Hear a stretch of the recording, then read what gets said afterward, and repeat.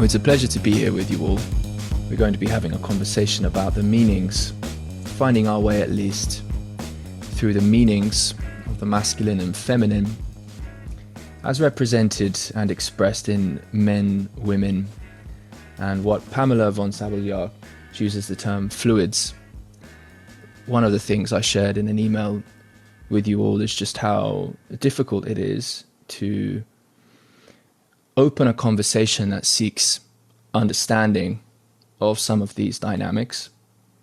You know, in part, it's a very political topic in so many ways.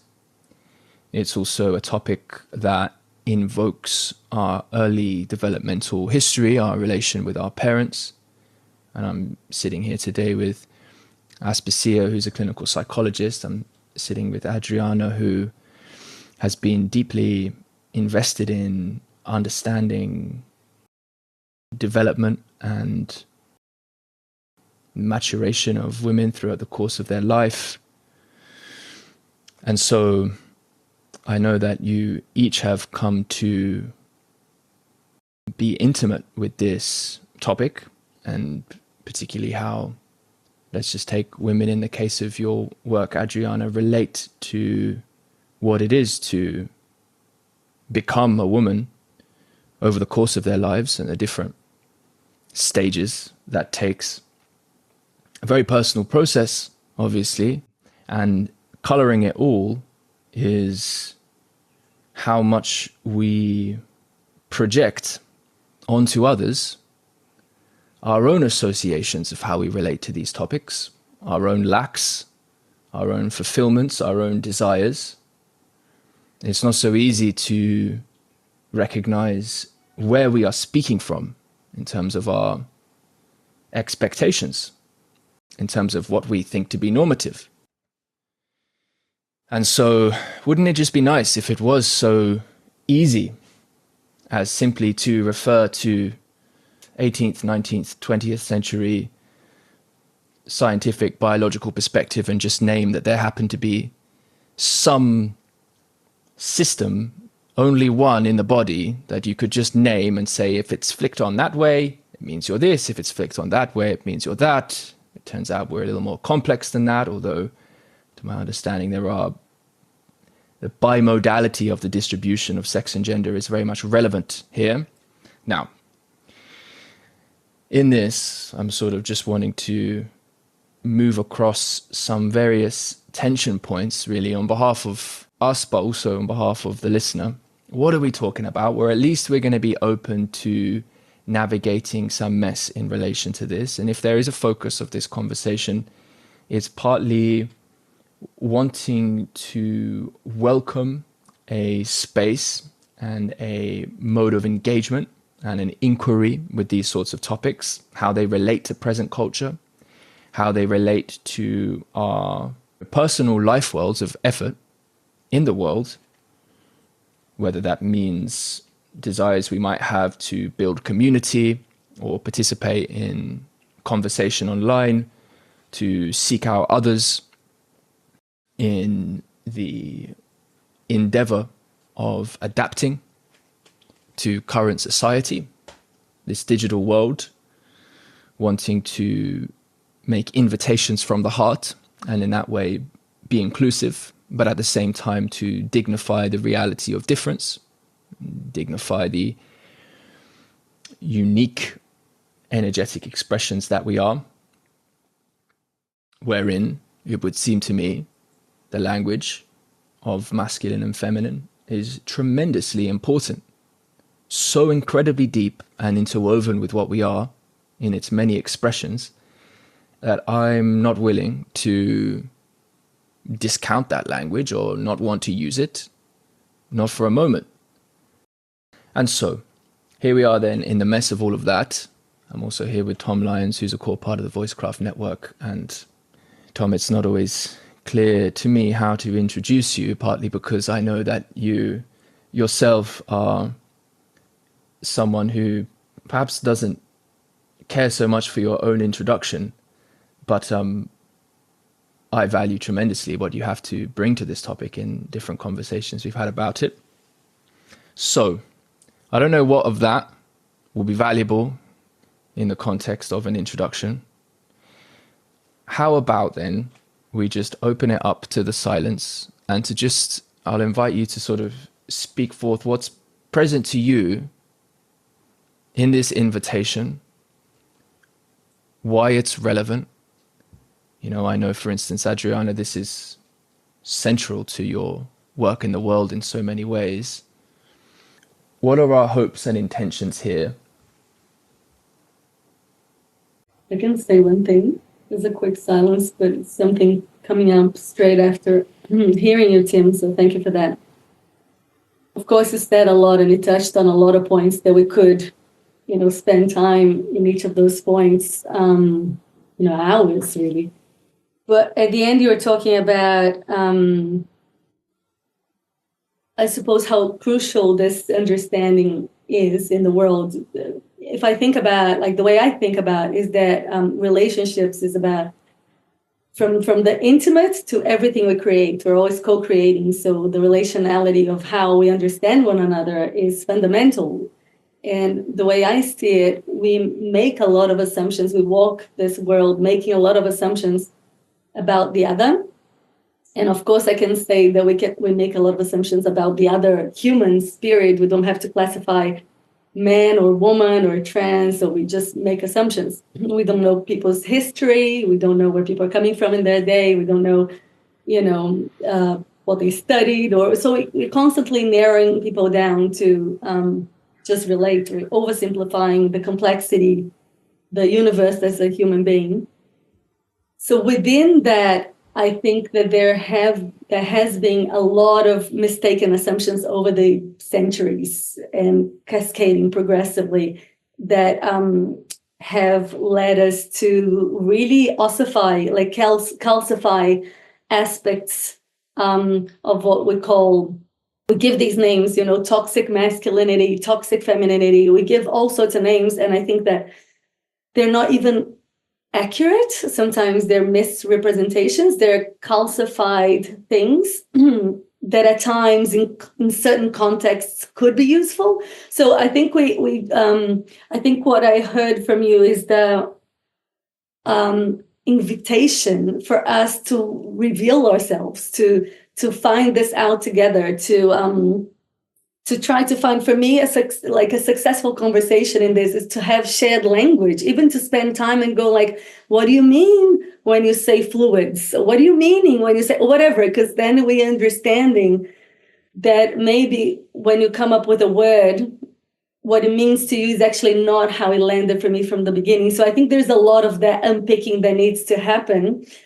And for generative conversations about sex and gender, because if it goes too quickly, it often goes into misunderstanding. And I don't even think it's an accurate, the misunderstanding, the triggers arise, and they're not even representing true things, I'll just leave it there for now. Yeah. Tom, perhaps I can ask you a question. This is something we've touched on before. It's something that has been spoken about on the podcast previously, actually, in a conversation I remember having with Adriana and Guy Sengstock. We spoke about abstraction and intimacy and the different modes of participating in the communicative process, which may be more natural to some expressions, which support the coming into intimacy, support the coming into the kind of vulnerability that is necessary to share who we are and, in that sense, risk naming and expressing what we care about and our endeavor in the world. One thing that came through in that conversation was that there are different ways, and clearly it's the case, there are different ways, different behavior patterns, different kinds of expression that we undertake as a means of making ourselves comfortable, maybe regulating our nervous system and what have you. One of the things that I think, Tom, you and I have noticed is that there is a certain cognitive style. I can certainly relate to this myself. Not always, but certainly in some modes, where abstraction, perhaps speaking around a thing or not maybe naming concretely the particular feelings involved as they manifest in me, but maybe naming the category in general, is sometimes perceived as avoiding actually speaking to the concrete reality that's present. But at the same time, it is a means of at least opening the possibility of being with the meaning. I'm curious what your sort of reflections are on that, where the other way might be to speak the feeling as it manifests in the real mess of the particular, and perhaps can be so chewed up in the waves that maybe it's so difficult to take a step back or step up and maybe see things from a higher perspectives that might recognize maybe the flow patterns in the ocean as such, right? Or whatever. And so we can be caught up in the swell, or we can avoid it altogether. And maybe neither one of those is optimal for living and relating. So I'm curious about how you've come to pay attention to those sorts of dynamics in yourself and also in others. Yeah, I think where I start with that is context and like what kind of environment am I in, who's in it, and what's the intention of that space. I notice in my personal life, if I'm having like a important conversation in one of my relationships, spending more time in the particular and the concrete and the feeling is typically what's most fruitful. But even then, like being able to kind of abstract out at moments to kind of look at the broader patterns of what's taking place can be really valuable. So I think there's like a home for all these modes in any form of communication, in any context, but it's about the like balancing of them and the timing of them and the rhythm. And I think where this gets most tricky is when there are like overlapping contexts, like an estuary, where there might be a sort of norm coming in from one side and then another norm coming in from the other side. And then the question of like, how do we kind of weave those or blend those together is what becomes really tricky. But I think another distinction we can make there is when there is that difference in the mode in which we're communicating, like what is the intention underlying that? And am I showing up for like an ideological battle, or am I showing up to like first and foremost see your soul, which would be like your undifferentiated potential? And from there, can we like build on that? And I think there is a place for ideological war. As I said, I think like a timing and like all these things coming in at the right moment. But it feels like the mode of ideological war through communication is more predominant in our culture, particularly on stage, like when it's in front of people. And so I feel like there is a calling to try to step back from that. And when we are in contexts where our modes of communication are different, can we take time to actually ground down into like the shared intention of, we're just all humans here trying to understand each other. And if that can't be reached, I feel like a lot of what follows is not that fruitful. And maybe like one case where this might not be true is, I think if a culture has gone really far in one direction, there is a level of like intensity and almost fire that might need to be applied through a kind of counter ideology. Like in, say, in the 60s, like kind of all these new ideas erupted, and it felt like there was a lot of battle that had to be done in order to start chipping away at the existing ossified beliefs, as you were saying, Adriana. But it's sort of like, does that energy know its identity in love, or does it become cut off and then just go on a warpath to becoming the master and creating the new slave? I'll stop there. Like, I'm sure you can kind of feel into things that I'm invoking there, but yeah. When you were talking, Tim, and you picked up on a bit of it there, Tom, you were talking about sort of the example of, especially in these spaces and in a general sense, men speaking in a way that is sort of long-winded, not direct, sort of it goes around something. There's something about that actually, has both femininity and masculinity in it. So like there is this, I guess one way of thinking about, one way we could talk about the masculine would be the sort of directness, sort of like a linearity, and a cutting through and a stating the thing.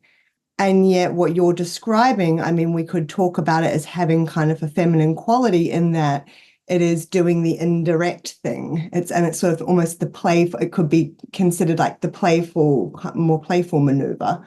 But I think I guess it comes down to, because there's another way we could look at that as, So it's almost like in my mind at the moment, I'm thinking about it as there's a boiling down to intimacy and connection. And if I had to stake a claim, in a general sense, I would say I would sort of like attach that to a more feminine sort of thing, right? If we're just going to start with very broad strokes. But I think there's almost the most intense form of intimacy really between two people is to say nothing.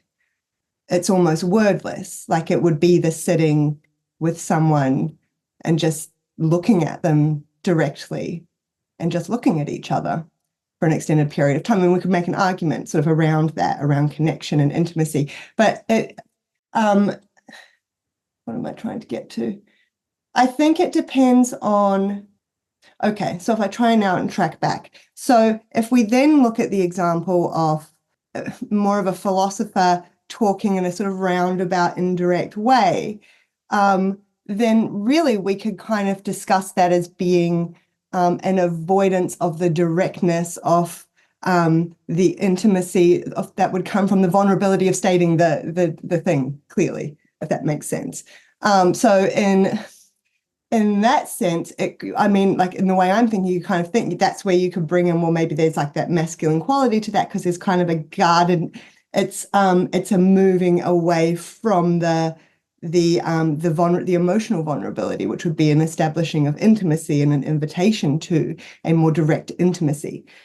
So that's kind of an that's where my mind went as we were talking there, and I do think that as obviously as Tom is picking up on this so much, this is about context, and it's about, what are you actually trying to do in the moment with the people around you, and obviously there's a place for being able to talk about ideas, right, and not necessarily to be trying to be as emotionally intimate as possible with the person sitting directly in front of you. That it's so it's obviously about the almost like the fittedness of what you are doing, which is what Tom's saying. I'm just putting out different words. The fittedness of what you are doing related to, I guess, the kind of consensus of the goal of the context, and thinking about obviously too that there can be multiple motivations going on at once,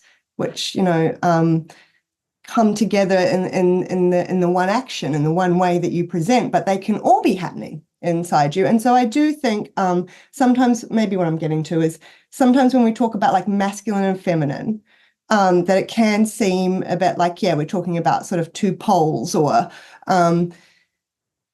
I think that they're both alive, like they're both alive, and I can't find the words, and it's.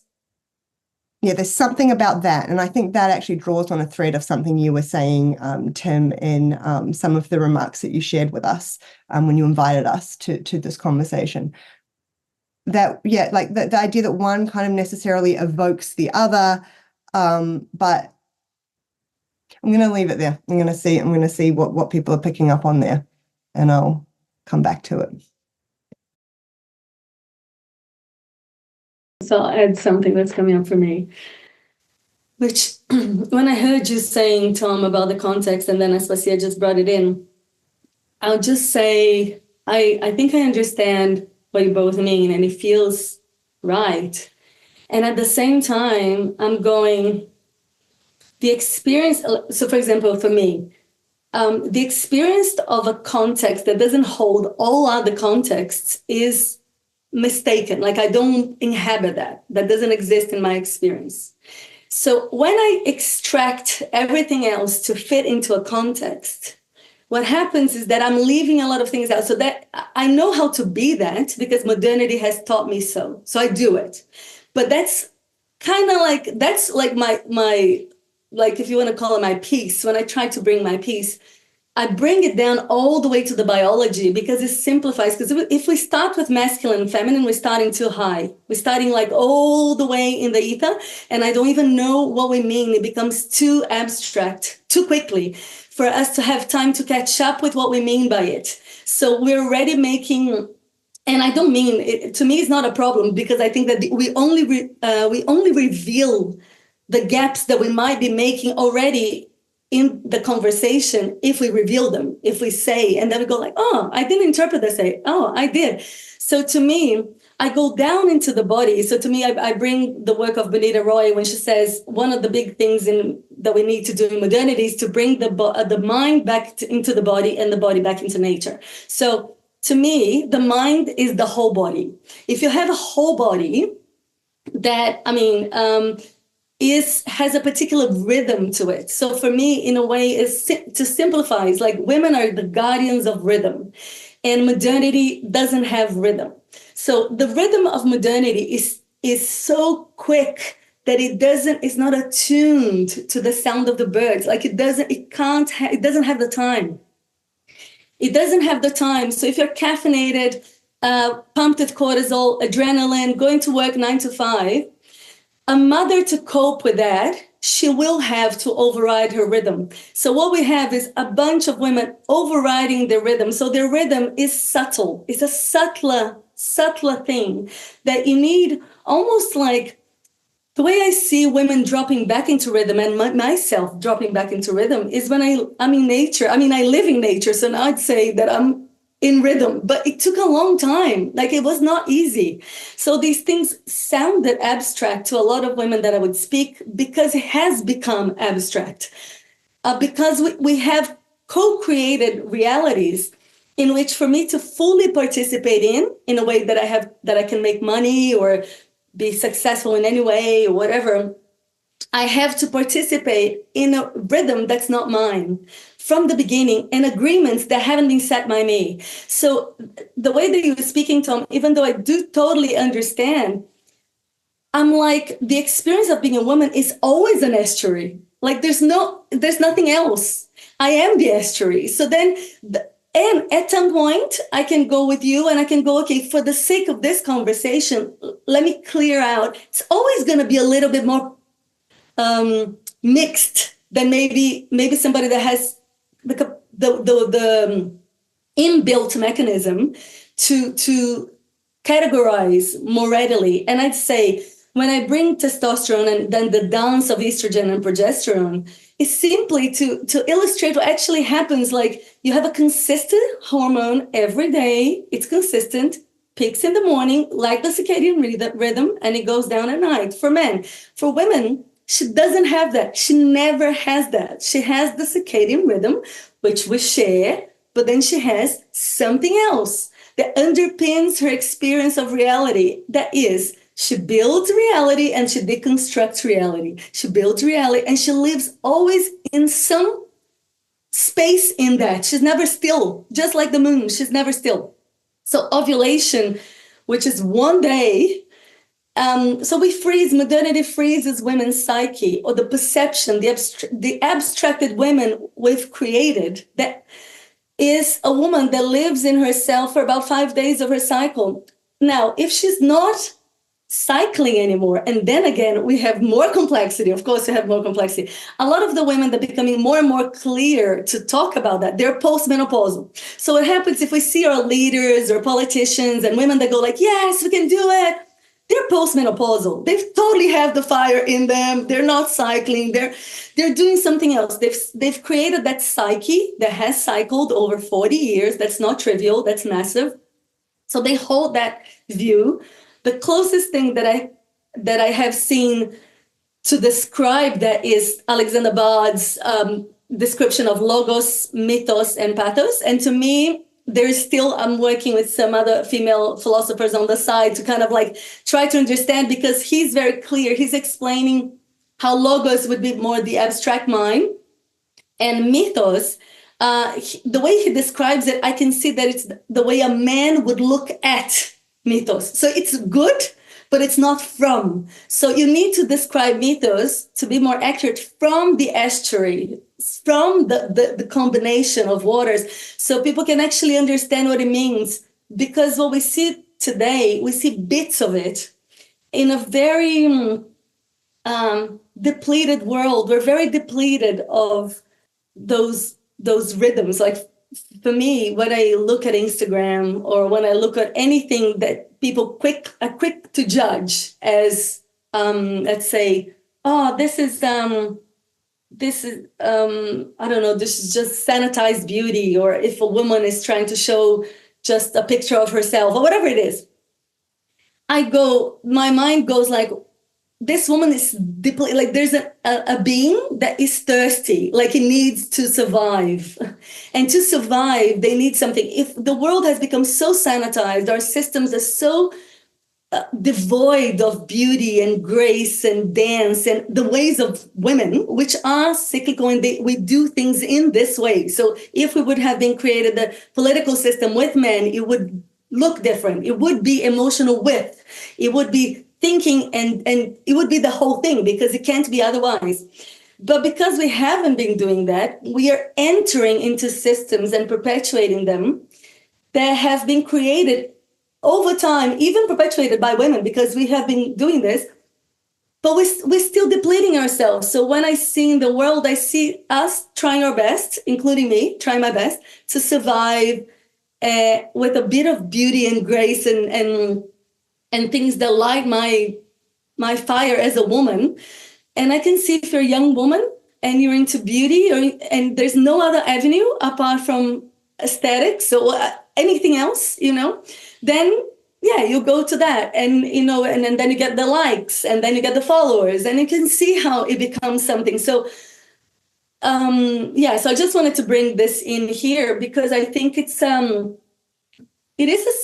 complex conversation, but at the same time, if we just sit with rhythm, I think there's such a purity. Like if I think of the instruments, I went to watch my girl play yesterday. They're musicians here at the school that she goes to, and every instrument, there's something completely different. And I'm thinking, the rhythm is so different. Our bodies are so different, and yet contained in that, I'm very different to Aspasia. And then Taryn's very different to me. But because we don't have the base, like where do we even ground? Then if you have a woman that thinks more philosophically, oh, she's masculine. No, she's not masculine. She's rhythmic. She's grounded in her rhythm. And she does logos within her mythos. She's from inside the estuary. And then Aspasia is a psychologist, a psychotherapist within the mythos, which is different than a psychotherapist male, I'm sure. So, anyway, it's I think I'd like to bring that in here and see how. Yeah, that was awesome. Thank you. I'd like to just ask one clarifying thing. I was kind of wondering if on some occasions where you use the word woman, you might have meant feminine, or if in fact you meant woman on every occasion. And when I heard, for instance, when you introduced notions of grace and beauty, it's clearly the case that men can be graceful and beautiful. And so I'm hearing, perhaps you mean that we can connote the feminine as being a more primary vessel through which those qualities are exhibited. And of course, the relationship between the feminine and the masculine plays out intimately within both men and women. Is that how you look at things, or not at all? Less so, and I totally understand what you mean, and it feels true. Because the words are very simplistic. All we've got is beauty, right? So if we had more words and I could distill everything, I'd say there's a different flavor. Because, for example, I wrote about this yesterday.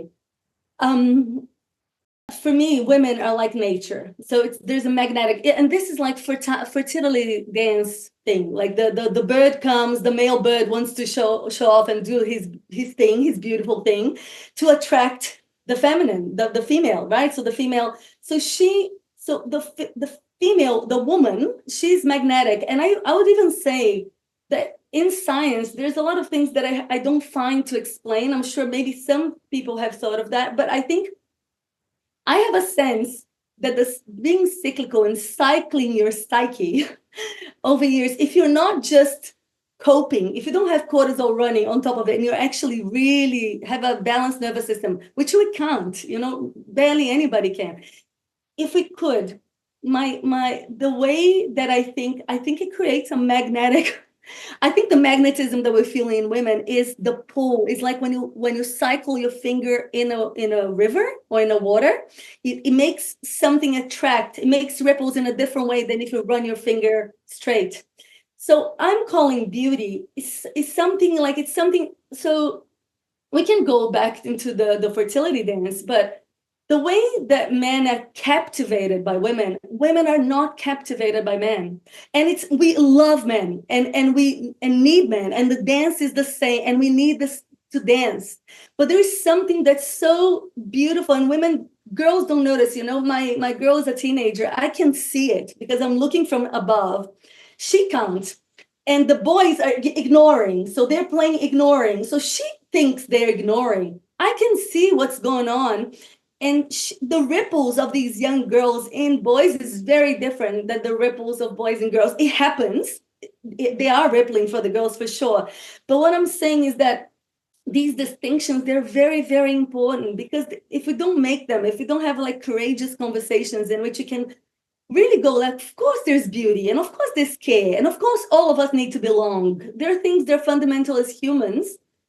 But a way that I think about, because when I say about relationships to male friends of mine, they often go, but men are relational, I'm relational. And of course, these men are relational, and they can feel a little bit not seen when I say that.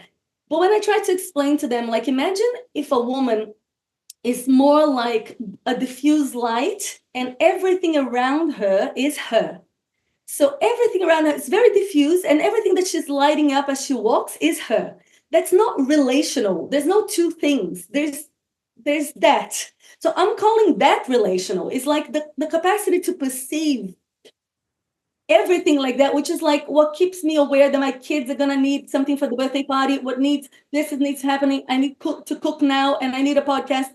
That's what people say multitasking. But I say it's much more.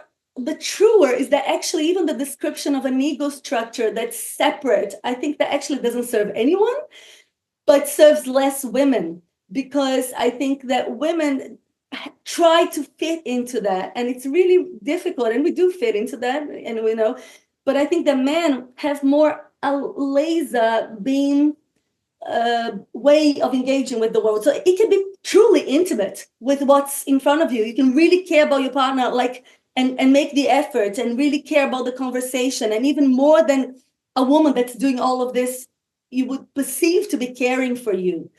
But they're just different levels, it's almost different types of light, different type, so it's that's in the realm that I'm playing in, because it's not something I think the words have been already too simplified too quickly before we got to what they meant.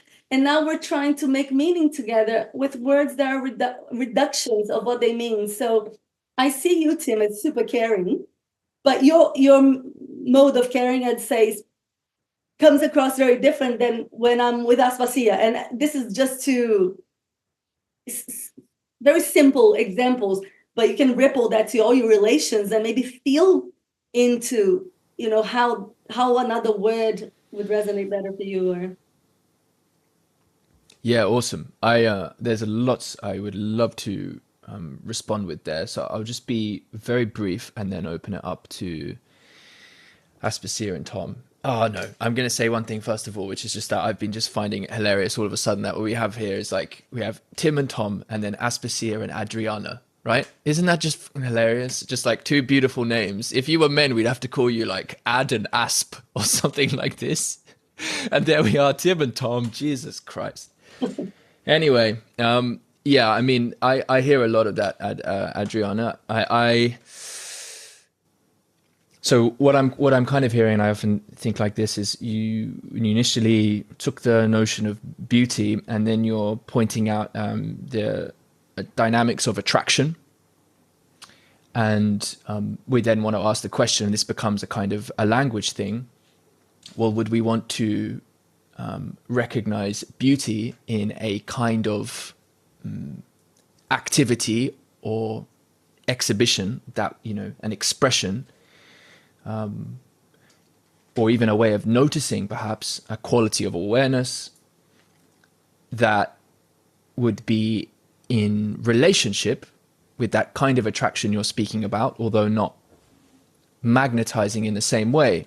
So if we go with the linearity of masculinity for a moment, and certainly, men are most often very direct when it comes to what are we going to do actually in the world externally. You play this position, pass me the ball now, run there, right? Very easy, very natural. And then if it's like, well, how are you feeling today? It's like, yeah, good, mate. And basically it might just stay there, and to actually encounter the feeling of what's bringing it, that can be all of a sudden almost like an abyss or a kind of potentially a volcano of emotion, and there isn't as much practice in allowing some of that to come forth. And so when I'm talking about the abstraction, it's kind of in relation to opening up the possibility to begin to presence the particular of that quality, certainly not so much not being able to name the clear and concrete thing if it were a matter of sort of external functioning in the world, whether you want to see that through logos or pathos, like danger there, or no, actually that makes more sense than that. Okay, so that was like one sort of separate point. So I would love to inquire, though. I think it might be really fruitful. I feel there's a lot of value in really contemplating the many meanings and expressions of beauty. I've never been a woman looking at a man, and yet maybe I could imagine that but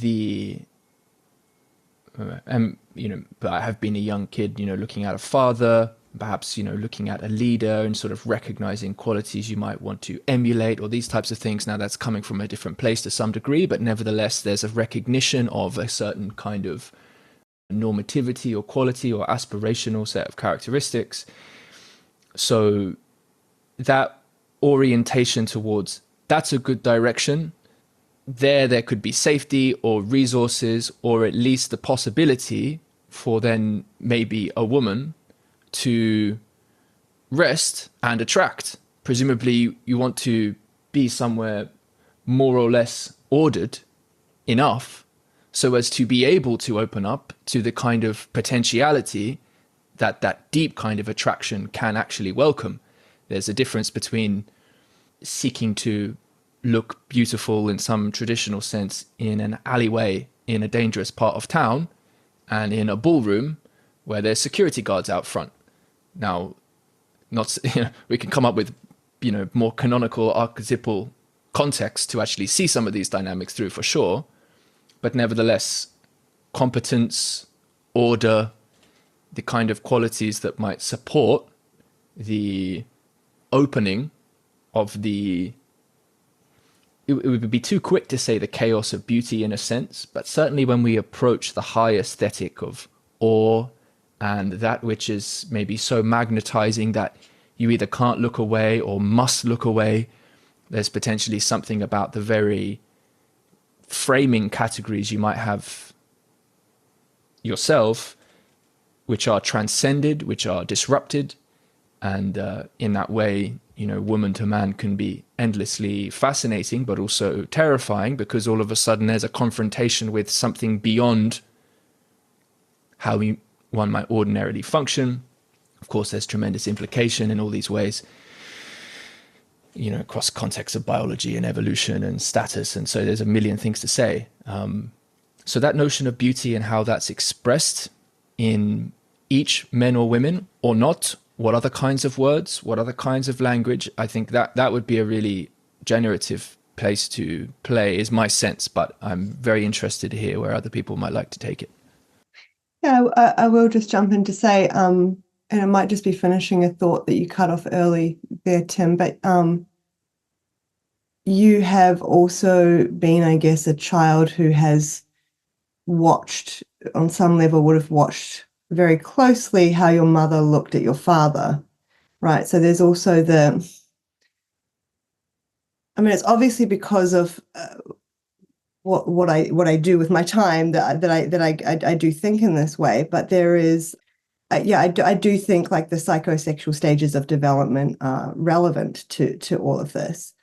But I'm still really struck. I'm still back with Adriana on her point. And to be fair, I kind of partially tuned out even from what you were saying there, Tim, because I couldn't, and this is part of what it's like inside me, because I couldn't pull myself away from what she said that was so beautiful. I think it really captures something. When you were talking about almost the ego boundary for a woman is very different. And I just think there is so much truth to that.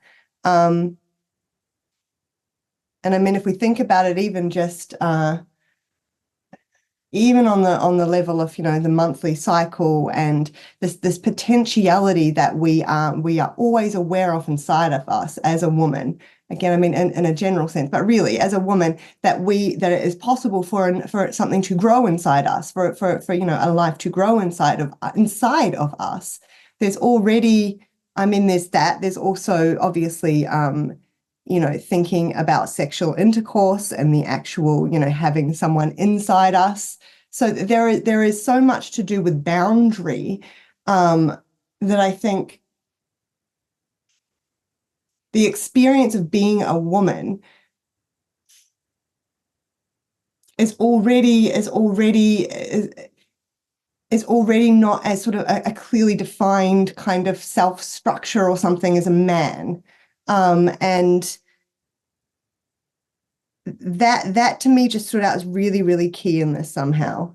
There is like a diffusion of there is a diffusion of boundary, and then there is also the what that means in terms of responsibility. So I think sort of also, as you were touching on, that idea of the light and the it is necessary. Like it is necessary. I feel it necessary within my biology. It's not like so what I'm trying to say, I feel that it's a necessary part of how I am as a woman, that I am aware fundamentally of where my child is sort of right now and what it is that they need of me, and a foreseeing of what is coming up, and like they are part of me in a manner that I think is very different to being able to say, yeah, there's someone in my life who I'm responsible for, and obviously I think about them, and it almost feels like it becomes part of me. And I do think that there's a different quality to that, that feels very biologically grounded. That also, I think, when we are trying to function within, you know, a context of modernity, can lead to the sense for women of feeling chaotic or frazzled, or like something's wrong, like because they're not sort of clearly contained. There's something about being a man and the experience of being a man that I think allows for, again, generalities, but allows for a clearer sense of being contained, and when they're not, being able to have quite ordered ways of getting back to being contained. And that's not like a judgment or a slight on men. That's just pointing out sort of something that is not just, I mean, clearly this is my experience of being a woman, but this is also really reflected in what I see in clients. And I think also gives rise to a lot of the way that, I mean, there's a whole history of psychiatry we could talk about and how it makes sense of women and men differently. That would also sort of be relevant to what I'm describing here. That there is an expectation, if we put it in simple terms, that this sort of template or blueprint of a healthy functioning ego, which is really about, being derived by men, is something that also, it should be relevant to a woman. And therefore, the way in which, psychiatric diagnoses were given to women who departed from that, but we could make sense of in this manner. I mean, I really, I often think about what it would be like to be a man. And again, I don't want to undermine the fact that there must be aspects of being a man in the world that I could never understand deeply, and that would have their own difficulties and challenges. But I also often think about, if I were a man, how I would feel about the fact that I'm not in a body that would ever allow me like the possibility to grow the baby or to breastfeed the baby or to there's something, I don't know how would I feel. Like I can't imagine. I just find myself really curious when I talk to men about wanting to understand what that's like for them. Like, what's it like to be with your partner who is growing the baby? And if we get past the platitudes of, oh, it's very exciting and I'm so glad she's, I don't know, growing our baby and I'm so grateful. Like, what, like, is there, like, I guess I'm curious, like, do you feel resentful at all that you don't get to have that experience? Do you feel relief that you don't have to have that experience? Like, what goes on? Like, I just find that so fascinating, but that's a bit of an aside. It's just an experience that I think, obviously, and even as a woman, you can anticipate that it might be something that it's a potential for you, but even until you do it, it's just such a wild experience. And then everything that comes on the other side of that, from having a baby, and you really don't become separate from the baby, even when it's in the outside world. I mean, if ever, but especially in those very first, years. It's still part of you. Like I never experienced more clearly what I'm trying to explain here about not having this clearly defined boundary than I did when I was growing a baby, gave birth to a baby, was a parent of, especially children under 2, just there was no more sense of of me from prior. It was just and that was, I can see how people can pathologize that, and that becomes disordered. And I have no idea where I'm going with this, but that is part of the disorderedness that can, it's just that there is something about being contained, I guess. And this does come back to also the way, obviously, I think and speak, which is even here now, that when I enter these spaces as well, I do enter these spaces. I know you're all very understanding and like caring, and we're all here caring about each other and amongst all this. But I do enter these knowing that there's a certain manner in which, when I speak, it should be sort of slightly moved into a position that's more digestible by the majority, which is usually men. And so I think that actually leads to, well, obviously it leads to more restriction. And then I actually think it dilutes what I'm trying to say in a roundabout way, as opposed to enhances it.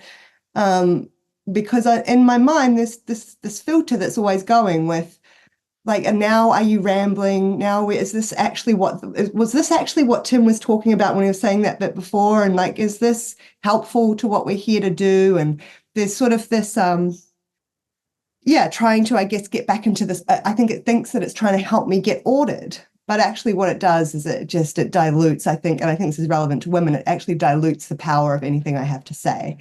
And I think that there is a sort of a dilution that happens for a lot of women, of their power, their strength, their beauty, and the things actually men really revere about women in lots of ways. But regardless of that, that goes on, there's just so much undermining and self-doubt that goes on inside a woman that I think is the result of trying to function within modernity.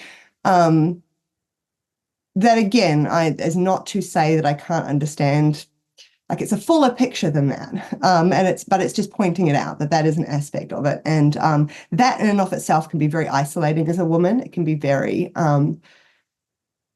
I think that probably contributes to maybe why there aren't so many women in these spaces.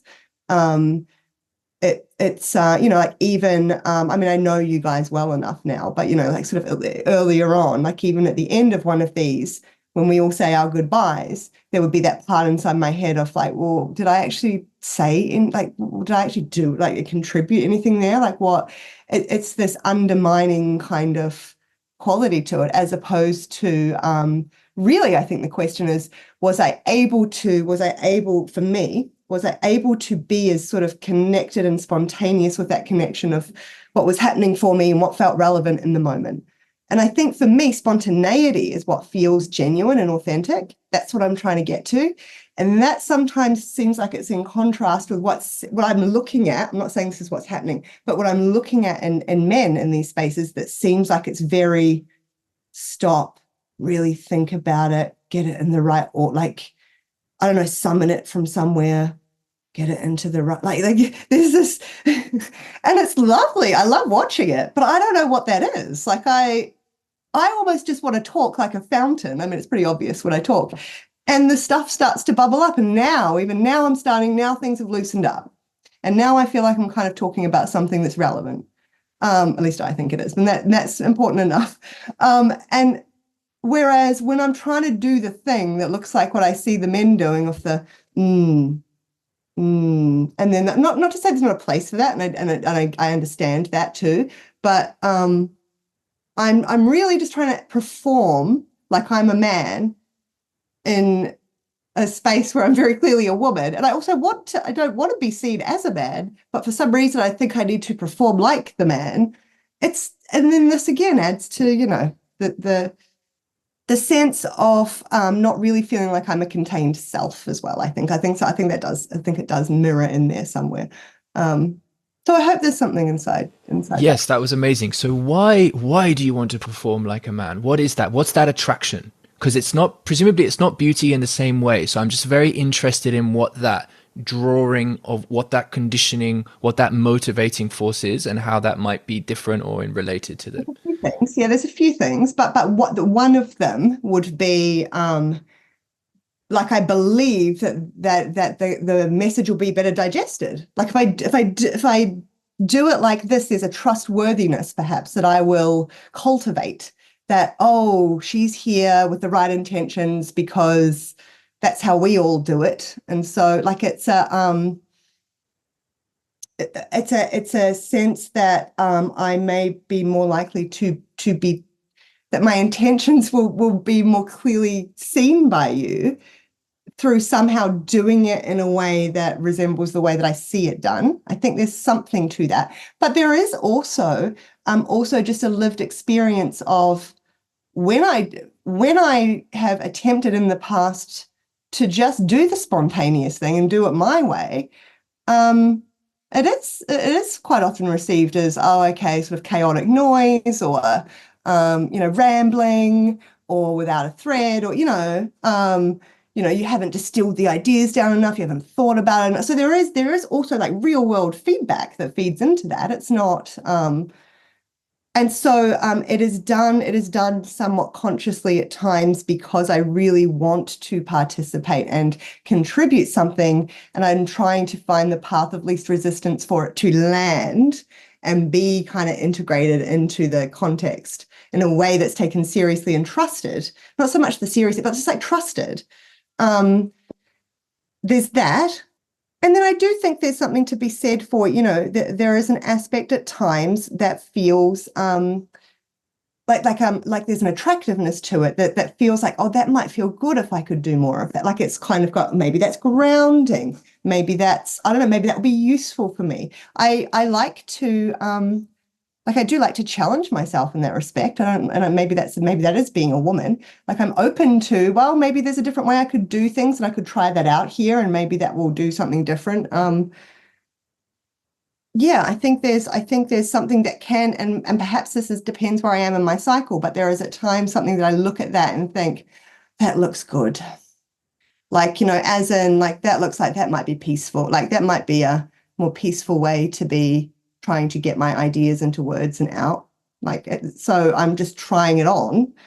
And I think that's because I'm probably in a moment where I am feeling the blurring of kind of, and I'm feeling a lot of feelings, and then I'm going into a place where there's men who look very ordered and speak in very lovely kind of put together ways and seem quite calm, and inside I'm like a fountain. And so it seems like maybe that would be too different. Or I think the dual motivation is that it seems like it is something that might anchor me, maybe. I don't know. There is something to it that looks appealing. And then there's also an aspect of just trying to fit in, because I think otherwise I am more likely to be rubbished or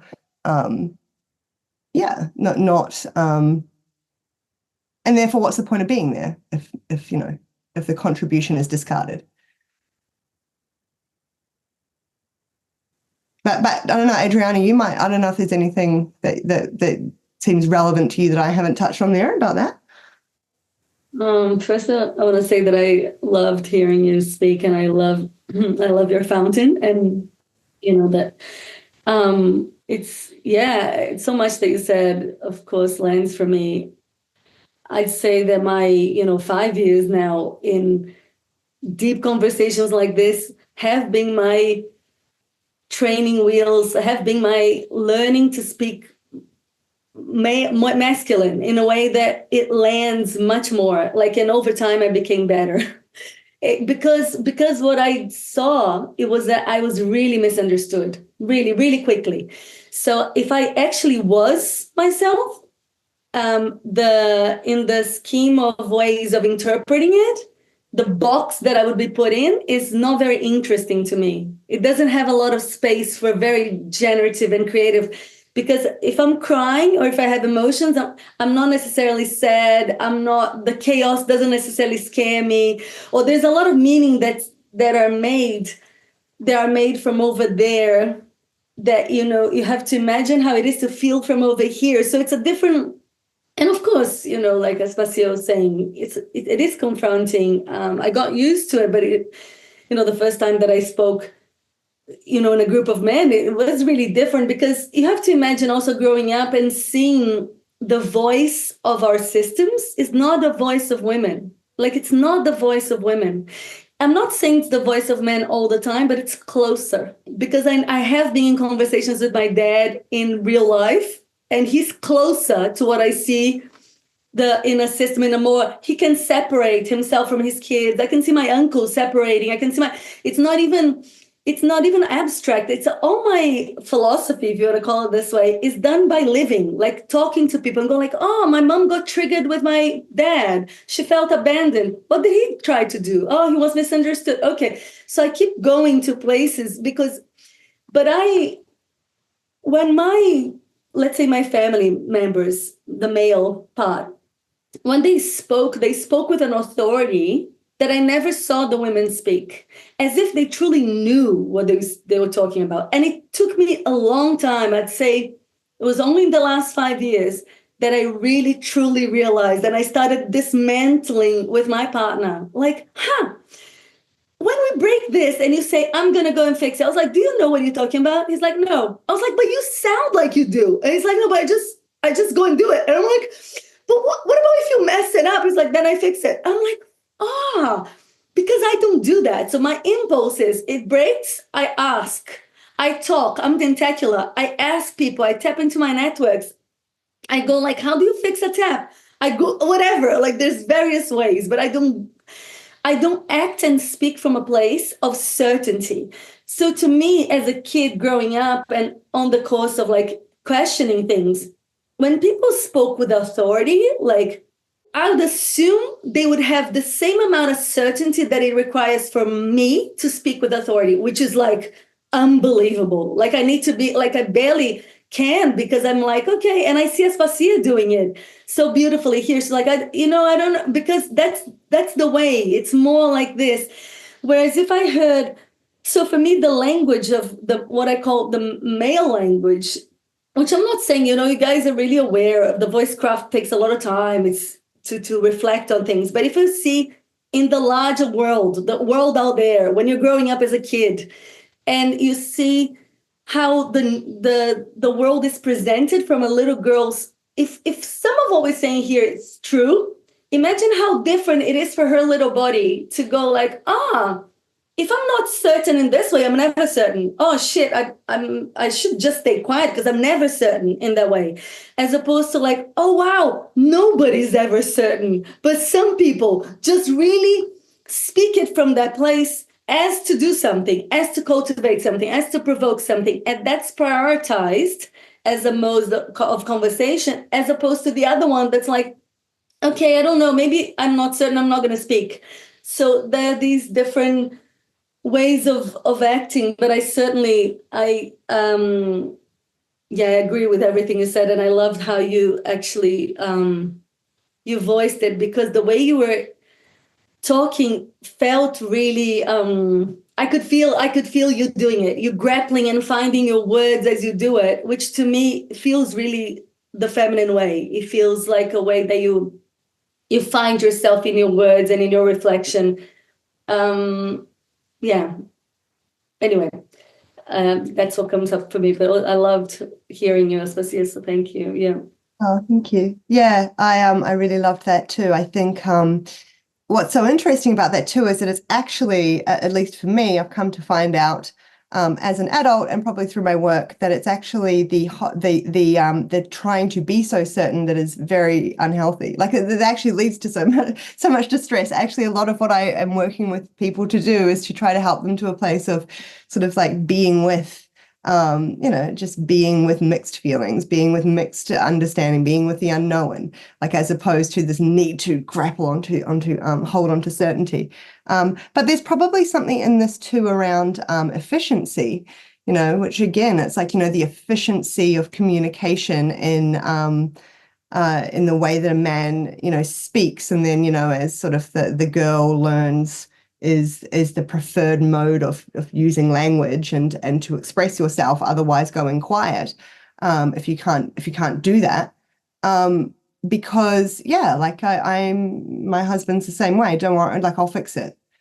I have no idea within that sentence if he means that he knows how, when that's going to happen, like how is he feeling about needing to fix it? Is he uncertain about how? Does he want my help? Like what I've got? No, it's just like this efficient statement, and it's kind of done, and then we move it. Yeah. So I everything you said there, I resonate with as well. Yeah. And so actually, sorry, in a roundabout way, that is what I loved. I think that's what I was drawn to about voicecraft, is that this is like for me, it seemed like a conscious attempt to not foreground efficiency, right? It's like it's purposeful, taking time, exploration, being able to just put out on the table where you're at, and to that is what drew me to it. So I do want to make a note of that a lot of what I'm talking about here is not always relevant to voicecraft per se. But there still is a sense that, if I'm being really honest, there still is a sense that in showing up at a voicecraft session, it's a mostly male thing. Like it's a mostly man thing. There's not going to, I don't usually expect that there's going to be an equal or greater number of females. And I think that does matter somewhere. I think it would be preposterous to pretend that my awareness of that does absolutely nothing to then what happens within the session. Yeah, I think firstly, I just want to acknowledge that I strongly agree with the sentiment that the world we live in today does violence to the feminine. But I also want to say that it does violence to most people. And I feel like there is a kind of, there's a very select typology that I think thrives in this ecosystem, but I'd say a lot of men don't fit into that either.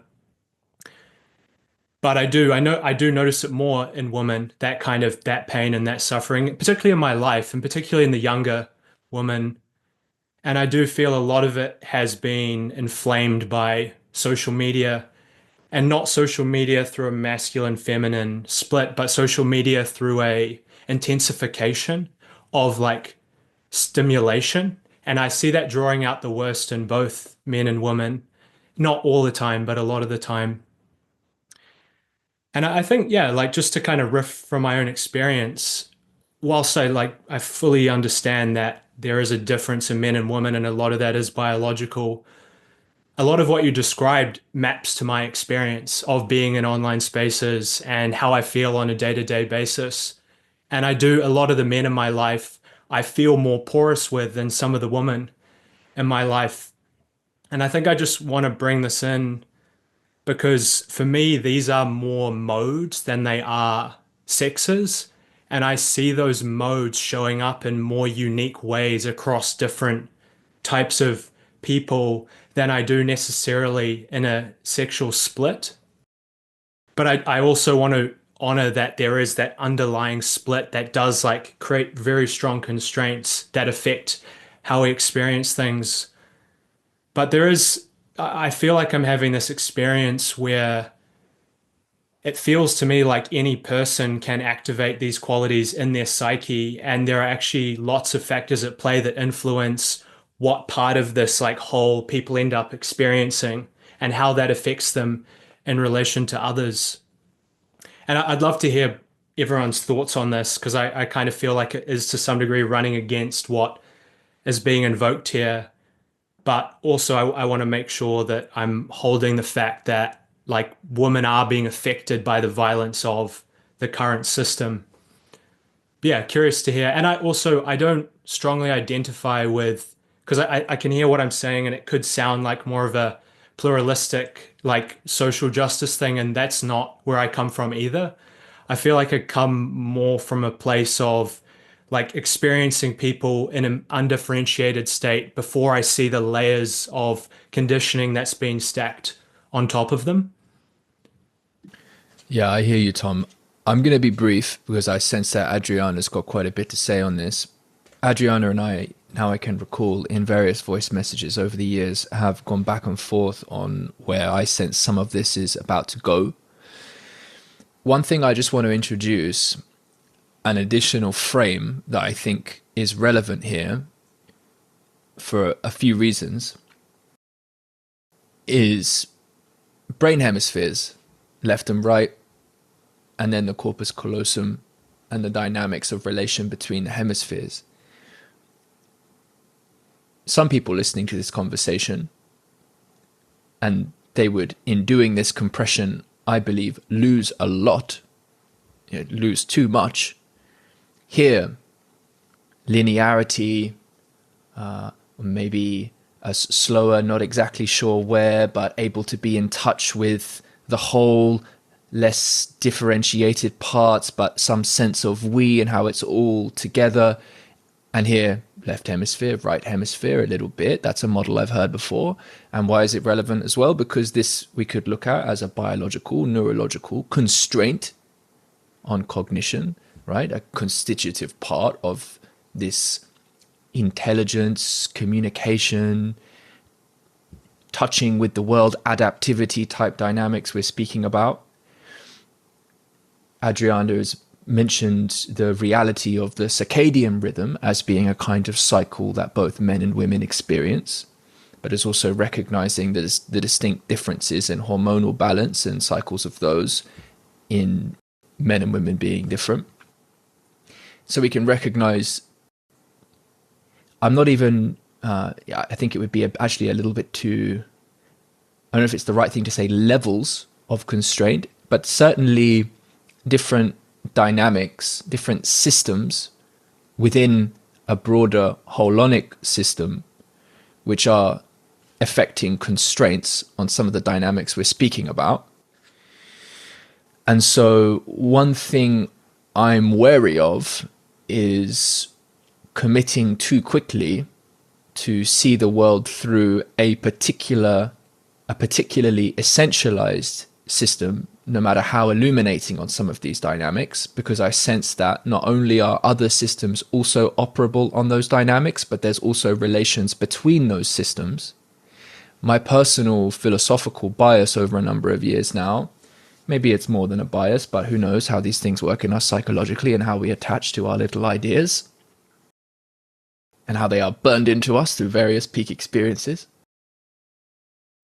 That the dynamics of attraction and repulsion that we have presenced a little bit are really fundamental, and that I often seek to use the words masculine and feminine to reference these, and of course with some other complexities there too, in order to provide some languaging for how occasions or entities, or let's just say elements in cosmos as such, connect and disconnect and interact. And that the tremendous complexity of all of these interactions, somehow as part of an intelligence process that nevertheless coheres across levels, up and down, becomes itself a manifestation of some of these types of dynamics wearing so many different costumes, instantiated differently across different time horizons, given a whole bunch of these constraints. So I think those lenses are relevant in part of the conversation that will follow from here, but I'm very curious how that's landing and what you're hearing, Adriana, and how some of your thinking about this and feeling about this has developed over recent months and years. Wow, you said a lot. Every time one of you speaks, I want to almost like capture and just go like, okay, let's just zoom in Aspasia for the rest for like 2 hours, or you or Tom, because there's so much. So of course I'll forget. And then just to use my experience to pre-frame everything that I'm saying, to like, given I'm perimenopausal, right? So the constraints that this transition in my life give me in the context of modernity, if I would use the names that modernity gives me to name what I feel, they're very contracting, and yet I can understand what's meant by it. So for example, brain fog. I'm in a state, I've been in a state now, and I hate this name. I totally hate this name, because this name is almost as if modernity favors one state, which is more cognitive, this and that, which is like 3 days from one cycle that you're there, whatever. That particular state. The other states are different. And of course, men have that too. I'm just saying they're always present. They're sick. They're always like the moon, consistently. For a man, and we can go into that later, levels of testosterone vary according to different things. You know, it will give you a different experience, of course, the other hormones, but and beyond that, of course. But I'm just going like, wow, when I come to a conversation like this, I go, in the day and age that I live, it's not shared assumption. We don't have as a shared assumption that if I came and I couldn't grasp anything, I don't know how that's happening, actually, that I'm remembering what you guys are saying. That's a miracle. Like, I'm forgetting names of like people mid-sentence, many names of people that I know. It happens every day, all the time. Women that have fear of dementia, they get petrified, their whole body contracts, and there are many of them. Whereas for me, I'm more fascinated by it. I'm like, wow, because my mind is doing phenomenal things that it can't do when I'm very linear. It just doesn't go there. Because the fog is, imagine a fog is actually, it's occluding a lot of things, but it's revealing some things really well. I don't have access to that every time. But I'm in a period of time now for the past 3 weeks, really in the fog. So I'm like, oh, wow, I'm remembering things. But in normal conversations that I can't name this, you know, it's not all the conversations that I can give myself credit. I can go like, all right, Adriana, the state that you have is it's amazing. It's great. You can contribute. The shared assumption is that if I can't remember, it's not good enough. If I can't remember, oh, she's going through perimenopause. Oh, all of this doesn't give women a lot of creative potential. Like, it just doesn't. It just does this.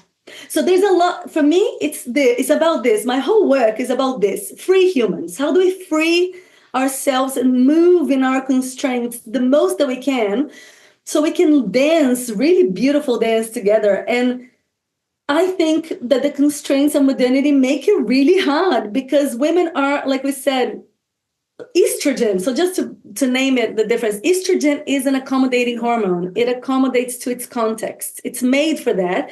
And it's a perfect for survival because you have to trust that people are keeping you safe. You can't do that for yourself and your babies. You need to trust that other people that are doing that role are doing that well. So you let that go and you're doing the attuning, like Aspasia said, you're speaking from emergence, which is so natural because you're there, right? Keeping your kids alive, so that mechanism is still present in me today as I live. It's the same mechanism as back in the day. But, if we just, so this accommodating hormone, now that we're not in a tribe context, that there's people making decisions for me and naming things for me without me, I'm in mythos, right? So like Alexander Bard, I'm dancing and trusting. I'm just dancing with life and trusting the names and then responding by the names and saying that I'm with brain fog and calling my mind baby brain and just diminishing my states all the time. So I live this way. If there's not, and it's tremendous effort to do it, like now it's getting more comfortable, even though in perimenopause it's hard, to kind of almost expand my mythos to a type of logos that it's the closest thing I can get to logos, but I don't think it's the same because it is still bound. So to see and go like, oh my God, these names that we're giving collectively, they're keeping us in our shackles. They're not good, but that's a hard thing to, like, I have to distance myself enough from the experience that is tricky, especially as, like now in this moment of perimenopause, it's super effortful. Like it's really interesting because the mind wants to do different things. And for me to have these conversations, I have to really like summon something up and go like, okay, and I need to talk to my leaders of my tribe over here, or the man they're fighting, getting the, fighting for the tribe that actually what they're fighting for is not helping here. Let's fight for something else, people, because what you're naming here is not working. So that's what I feel like I spend my time going, is to the outer tribe, to go like, I know you want to help. I know you love, because that's what I see is all the time men trying to help. And triggers because they're like, how am I missing you? Like, what's going on? And be my partner, my friends, my male friends, collaborators, really trying. And I try my best, and I feel that I keep in the inner village, and then I run retreat to just women, and then I feel how different it is. And then I have to go to the outer tribe and go like, yeah, we need this, because, it's still the outer system still predominantly run by either men or a language that's not common to us, a way of explaining things that's not common to us. And the last point that I wanted to bring is that Tom mentioned about the porosity. So maybe that makes absolute sense. I'd say that on a human level, we're all porous. So we start there. We're porous and relational, all of us. We're all picking up the context. And some humans are more sensitive for various reasons. Then we all have the circadian rhythm. We all have the left and right hemisphere. We all share the seasonality. So we move with the seasons, all of us, aware or not aware. So we eat, we feel hot, we feel different moods. We all move with the moon, that has been proven to do to engage our pineal glands, the light, the amount of light in the sky. So we all share that, men and women. So of course, a man will feel cyclical. It's only in contrast. You can only understand the other in contrast. And that's why I love collaborating with some trans people. So I have two very dear friends of mine, and they're trans men and a trans woman. And I can get to the nuances of the hormones, because with them, they have experienced as close as a human can what it was to be in a female body and then be pumped with testosterone, and how that completely shifts their relationship to reality. And then the opposite goes when a man, and then they start circling estrogen and progesterone. Then it's like, oh my God, I'm so sorry. I feel like I should apologize to all the women because I didn't see this, because it wasn't possible to see from over here. So it's only ever, and to me, I think that cultures do something like we learn from this trying to calibrate our mistakes. And I think we've gone so forgetful of the differences that I think I think that there is a small amount of trans people that are trans. I think that there is a small amount of fluid and shamans that are meant to not belong in any gender, and they're just completely seeing one foot in each realm, and they're like a shamanic beings, like Alexander Bard says. And I do think that when a person, and I love how Rachel Hayden says, she's like, I'm not a woman, I'm a trans woman. I don't have the history of a woman. I don't have the traumas of a woman. I haven't lived my whole life with that perception. I started my conditioning as a man, and then now I have these hormones. And she came to become a trans woman because what she was valuing as a man, so as a man, she had a perception that there was something else happening with these people called women. She's like, these people, they're different than these people. And I want to go there because I resonate with what they're doing. It's all a projection. Of course, she doesn't know exactly how people feel. And a lot of women really resonate when they are with Rachel, for example, because she can name beauty in what women just think it's them. They don't even think it's beauty. And they don't have a reflexive, they can't put a mirror in themselves and say, oh, do you want to be this? And Rachel is like, I love the bitchiness of women. It's very different than the anger between men. And we look at bitchiness as something that we want to avoid. But when you come from a different way of being in the world and you see how this more web-like pulling and pushing works, all of a sudden something else is revealed. And I think there is a tremendous role actually in these conversations because they are surfacing a lot of things.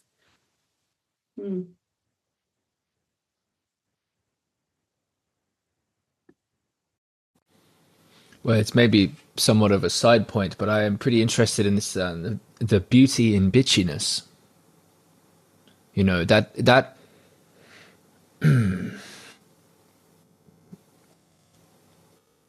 really, we would for sure mean bitchiness in a certain way, presumably. So what are the dynamics there that are worthy of ennobling, and what are ones which are not beautiful and in fact toxic? Or can beauty be toxic? Isn't that not a very interesting question? Are beauty and toxicity more antonyms than they are synonyms?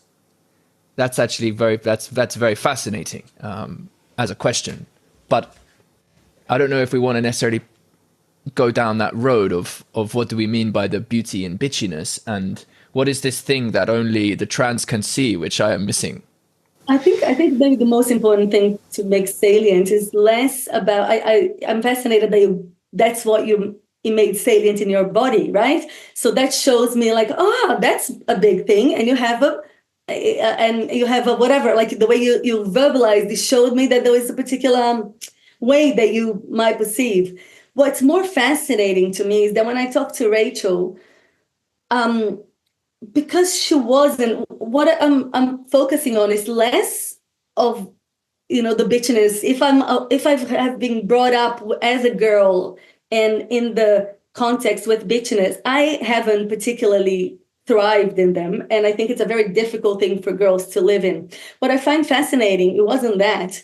It was that because when you're immersed in your context, you can't tell. That's all you have. Like the fights between women are a particular type, and that fights, whatever, but I can't compare because I don't know how it feels in your body, the other. But when I have a friend that has moved and had, to a certain extent, to feeling in her body that now she feels an edginess that feels much closer to what she looks as bitchiness than what she felt before. Before, the anger felt different. And that to me is fascinating. So to me, I'm much more interested in the contrast of like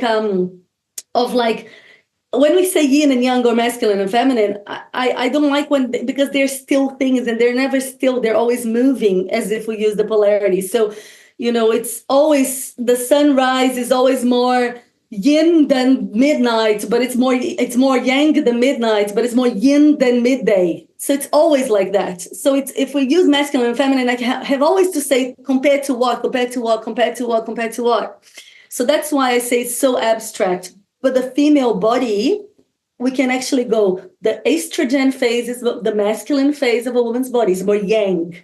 The progesterone phase is more yin. She has the contrast in her. She is the polarity in her. And then when a man looks from the outside, he's like, oh, that's chaos. She's chaos, I'm order. And I'm like, it's only chaos and order from the outside, because from the inside, that feels different. You know, it's a different perspective from that's what you were living as. You know, that's what's interesting to me. And the bitchiness, I mean, bitchiness is, to me, beautiful in the sense that it is, it is a woman connecting to her anger to some degree.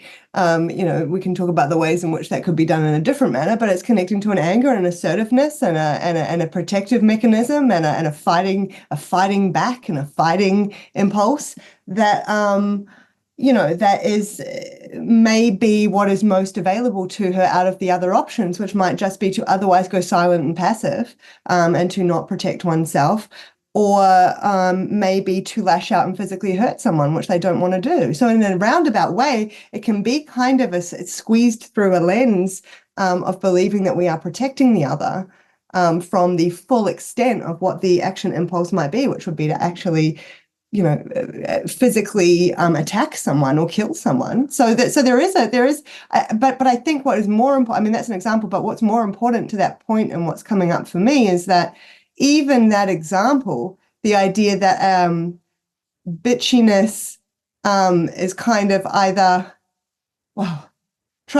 that we would label it as that's not good, like that's bad, like we're already, even as young girls or females, squeezing behaviors into more efficient systems of categories and understanding, and it's like it's already got this kind of very masculine vibe to it, as opposed to seeing the complexity, which requires us to take the time and to be open to the idea that there's complexity there. And this goes back again, like that it's actually not so simple. And again, that is mostly what I'm doing in therapy with people, is helping people to get in touch with the complexity inside them and the world and relationship, as opposed to this manner in which they have been socialized into order things as good, bad, healthy, unhealthy, should, must, and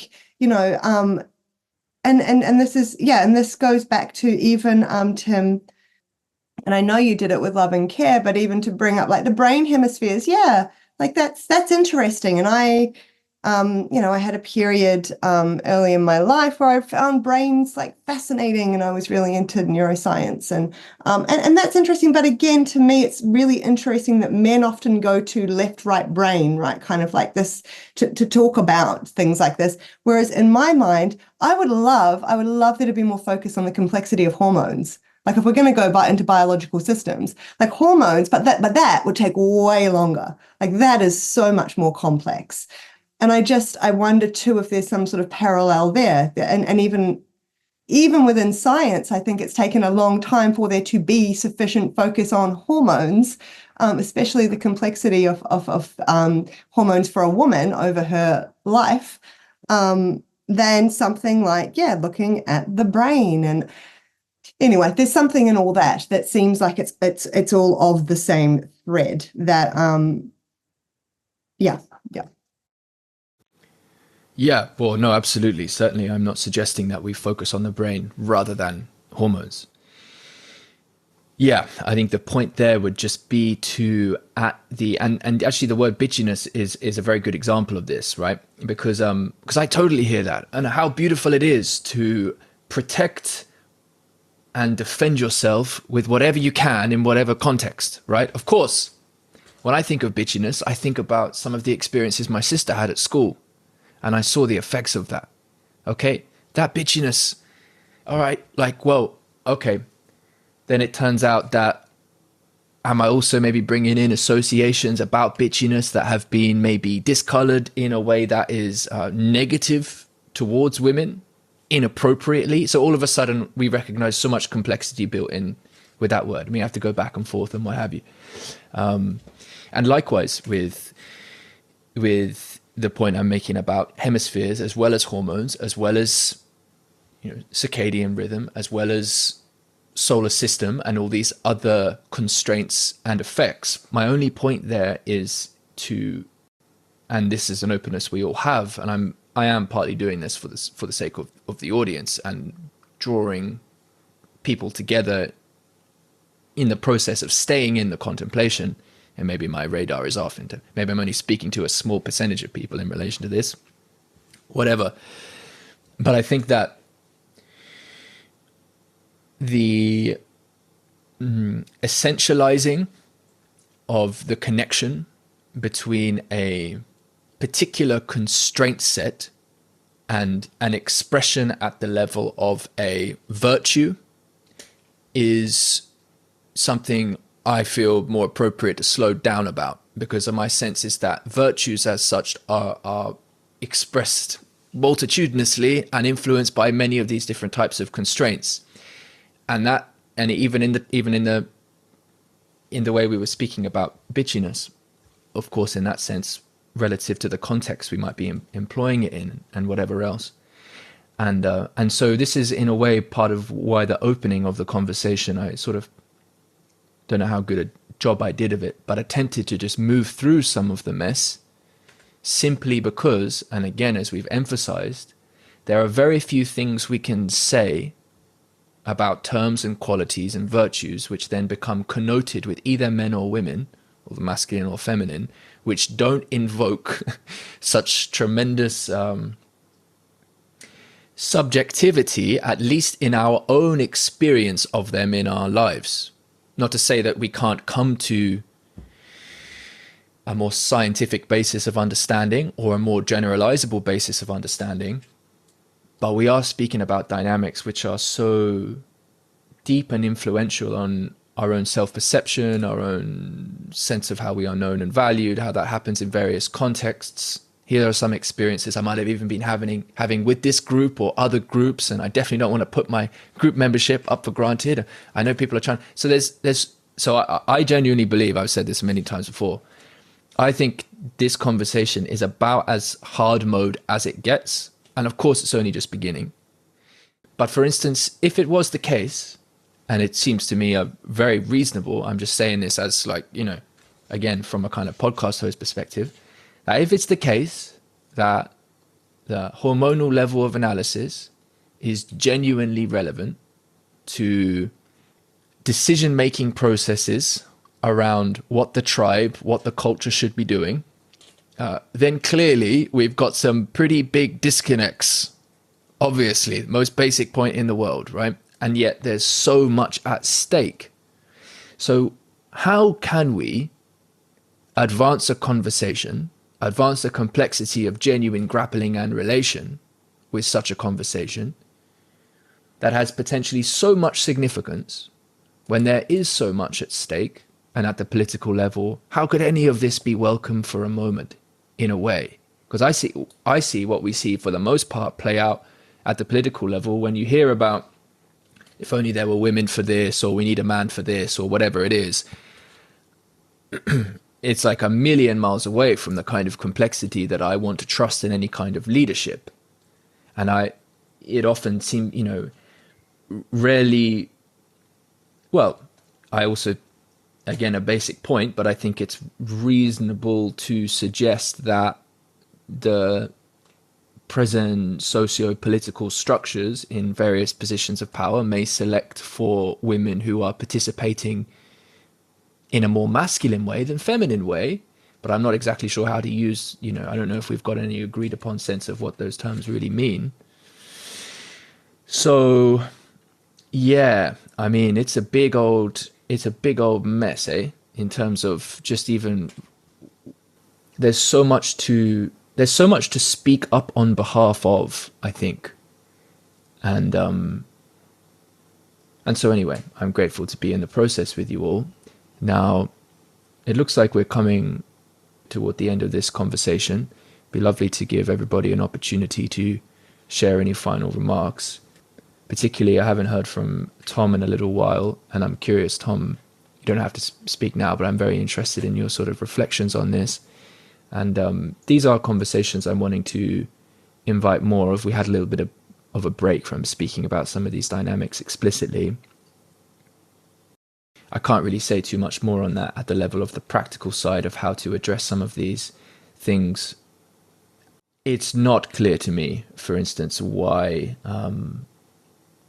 more women show up here, more men show up there in somewhere like Voicecraft. You know, I think there are reasonable things to speculate about that.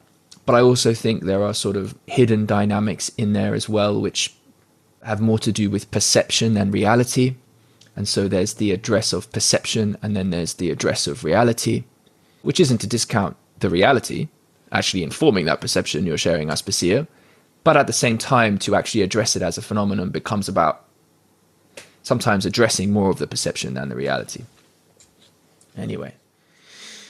Yeah, so much here, and it's been really awesome to hear Aspasia and Adriana, you two sort of work off each other there a little bit. It's definitely been educational for me.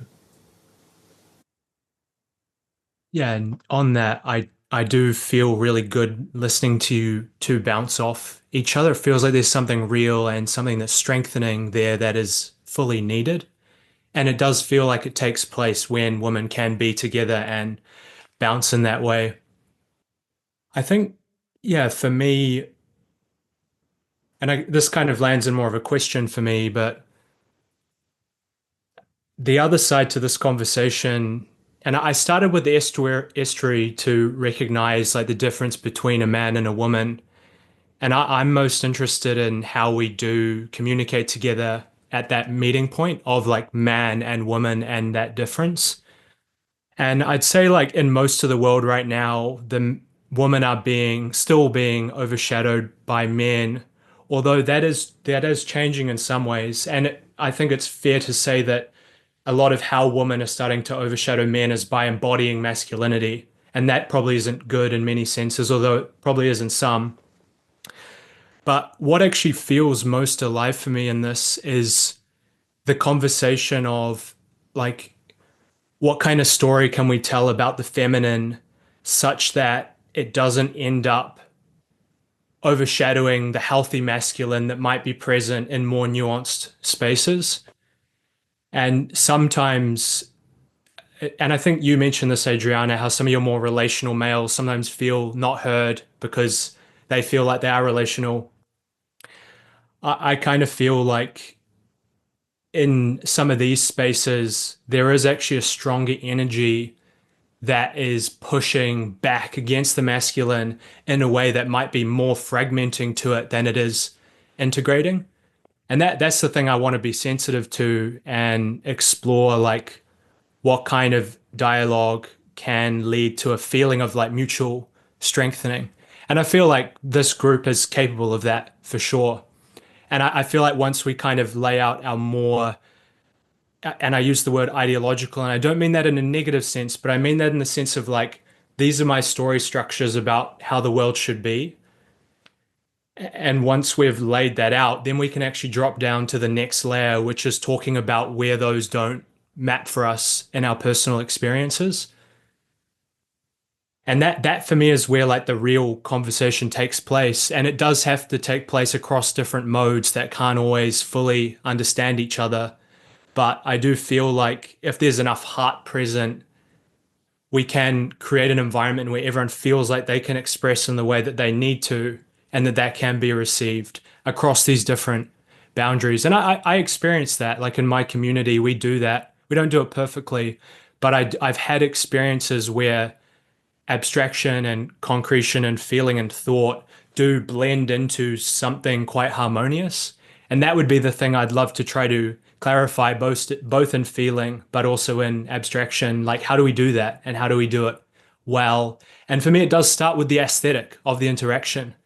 Like, what's the actual like feeling here in this conversation right now? And where's the beauty kind of shimmering through? And that, I think I'm actually calling for a feminine start when I say that. Like I'm kind of wanting to start with the feminine, but then like how can we fold in masculine dynamics on top of that, perhaps? Yeah, and I love the masculine and I love men. And it's like I think about, for example, with my husband, that's, part of why I'm with him is because I love that he can bring the masculine influence, right? To, that together, but that shouldn't be the same thing as negating the feminine that I might have to offer. It sounds trite, but it's how can we come together to be bigger than, just the two of us? But you have to make space for each. And I think what in a general sense can end up happening is that there's a prioritization given to the more masculine form of things or quality of things. And that the feminine's nice, but that's almost like an extra or a thing we can do. It's like a luxury maybe. Whereas, and I think Adriana's going to have much richer stuff to share on this than me, because I have not thought about it in the depth that she will have. But I will just say briefly, I think about it as it's like a failure to really, I don't know about integrate, but to really allow to allow the dance and the need to sort of like take hold and prioritize one over the other. And that in and of itself, that impulse in and of itself is a very kind of masculine vibe to it. And so then we kind of get into the levels. And so I don't want anything that I have said to come across as that I don't have a lot of love and respect for masculinity and for men. But I think sometimes what happens, maybe this goes to an earlier point I was saying, is that in noticing that we do love that thing, right? That we actually confuse that with, well, that means I should be that, like I should be like that, like I should become that. The difference between sort of admiring something for what it can, for what it is and what it can bring, as opposed to, well, now I need to morph into it.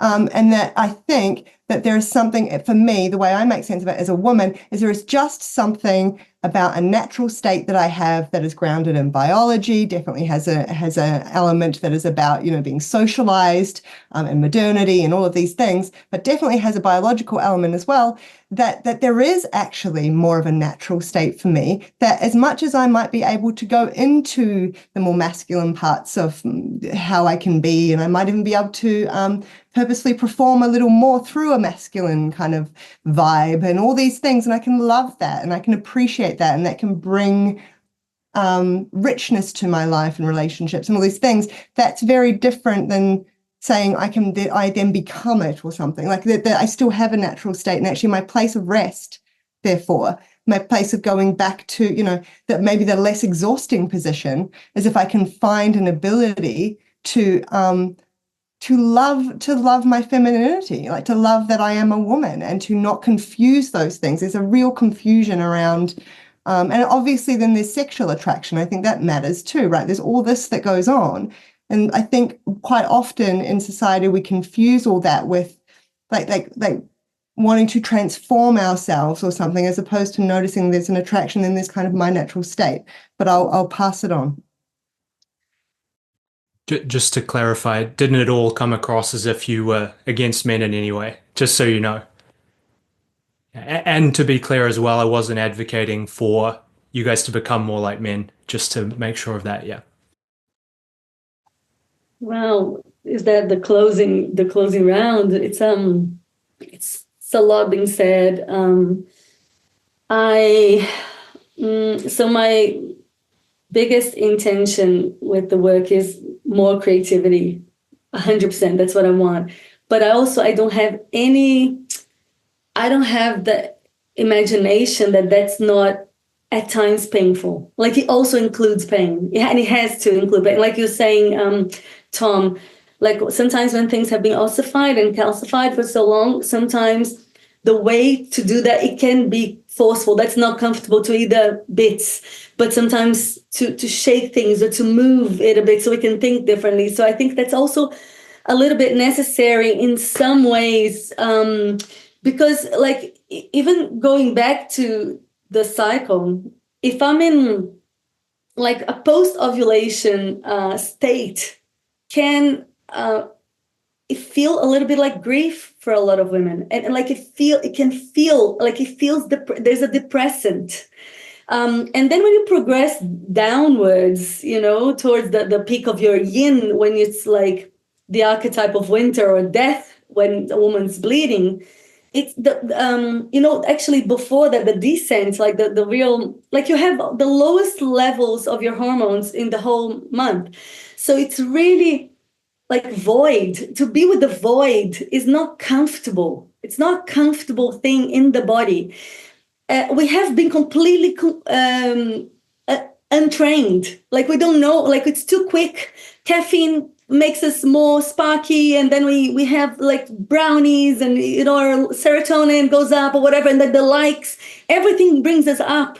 It's really hard to bring down. Like it brings down that feeling of coming down. That's what I'm calling the feminine, and it's not. And everybody has it, and everybody tries to escape it, including women, because the gravity in it is like, oh, it's hard. It's the gravity to birth. It's where you need to be when you give birth. It's difficult, and that's why it's hard. So I have compassion for women wanting to go on hormone replacement therapy or wanting to leave the hard, because that's hard. But then, when you stay with it, it's so beautiful. But you have to stay with it, and you have to like discover the sensibility in you. We have to rediscover those sensibilities that we've forgotten. So it's really tricky, because when you're saying, Tim, you said if it's important, even the way you phrase that, let's assume it's important. Like, okay, I'm being flippant here, but I'm like, it's 100%. Like I put my life on the line. No, and I don't want to. Because a woman would not even question that, because she hasn't felt like, I think we're both broken. Okay, modernity broke both of us, but the way it broke women is that it confused her with who she is. She has a dissociation, like she has confusion. Her mirror is just completely broken. So that's the type of brokenness. So when Tom says that he sees women more sometimes less porous than him, I'm like 100%.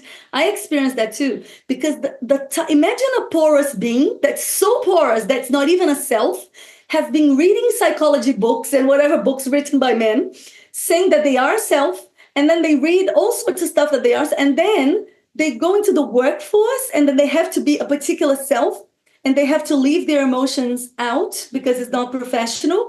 And they have to, a lot of their genius comes through the emotions. And like I can see that in Aspasia, she's saying like her brilliance comes in twirls. And if she has to leave the twirls out, it's exactly what she says. It's like you're just editing people, editing a woman away. And then she creates these walls. She creates a wall, and her walls can be impenetrable. And I think that her walls are the walls that created feminism, are the walls, because they're like, oh my God, we're going to explode if we live this way. We want the right to vote. So then we just like have to fight. And I think that where we have fallen short as women, I think there's lots of ways, but he hadn't even landed for me the ways that I think, because the relationality has been done in this way, in which women have accommodating hormones. So there's a truth in wanting to please the husband. So the geisha thing, it's not fake. It's like there is a geisha in a woman, and it's like, oh my God, it's no, there is. It's like, I want to serve you. It's part of her devotional self. That's beautiful. I love that. So like to resacralize everything and come back to everything and go, wow, now I forgot. See, I forgot everything that I was saying. My mental brain. Hold on, it'll come. Just pause for a second. Because I wanted to make a point that, okay, I remember about the man and how we have prevented men from seeing us. So every time, for example, a woman, so I'm going to be really explicit here, like the amount of times that women have pretended to have orgasms is unbelievable. Now, who is that serving? No one. But why does she do that? If we go back into, there's so much complexity in that. For me, she's preventing the man to mature, to have the pain of going like, I actually didn't please you. Oh, I actually didn't please you again. And no, so she doesn't do that. Okay, I'm not saying older, whatever. I'm saying maybe young, young. I was astounded to see when I sat with women and even the beginning of my sexual life, how many of us actually had no pleasure at all. And it wasn't thought of a bad thing. And I was like, I think the newer generations, that's changing a lot because there's a lot revealed to them, right? There's a lot of conversations in the internet. So conversations that women were not having with women that were lost. And because we have these inner processes, we don't know what's healthy and what's not healthy. And we see images of like, this is amazing, this is great. And then we go and we're like, oh, it's not that great. So we're not taught, there's a lot of things. And then we create this persona that keeps men from adulting. And I think that it does that in multiple levels, that on that level, but in other levels. Like so I think coming back to Tom's bit, I'm like, a great place for me to be would be a place in which every time a man or a woman don't understand where the other is coming from at all, they go like, how could you possibly, like my partner did that with me yesterday. I mowed the lawn and he looked at me and he's like, okay, I want to thank you for mowing the lawn. And thank you. It was amazing that you did all our paddock. But also thank you for the beauty, because the way that you were doing it, it was just bringing a whole new sense for me of practicality. I was like, what were you? So he was questioning me, as opposed to like in 5 years ago, he would be like, what were you thinking when you were mowing like that? And I could explain to him that everything that I missed in the mowing, I actually saw. I was not oblivious to it. I was not ignorant to it. I just didn't foreground it because I was foregrounding the dinner with the kids. I'll come back to it later. So both of us could actually adjust our perceptions and go like, she's not that she doesn't see that. Oh, wow. But she still chose something else. And I did. And I still chose something else. So I think that if every time we have conversations and we notice or a trigger, we just go like, curious, like I'm super curious why this being is interpreting that I didn't care for her or that she felt abandoned. Why? Because I was here, or vice versa, vice versa. I think there's a lot, because then we can really unpick the meaning that we make really quickly, or of how the other should operate. Beautifully said. Yeah, awesome. So where does this conversation go next, do you think? I'm curious if there's anything present for anyone here around what to return with or for. There's many different kinds of session and people we could invite. I just want to remember one of Tom's inquiries, which I do think may be quite relevant it could be relevant in spaces where there is, I'm slowing down because this could be quite a controversial thing. Yeah, maybe I'll actually ask it instead like this. When Tom mentioned an interest in that gathering point in the estuary where men and women meet, perhaps to talk about the future of tribe or what's working and not.